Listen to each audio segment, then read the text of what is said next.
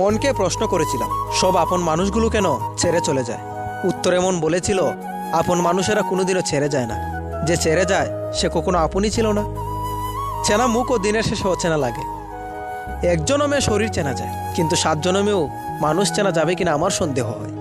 একটু কেয়ার নিলে তোমার সময় নষ্ট হবে না, কিন্তু এই একটু কেয়ার তোমার ভালোবাসা বাড়িয়ে দেবে।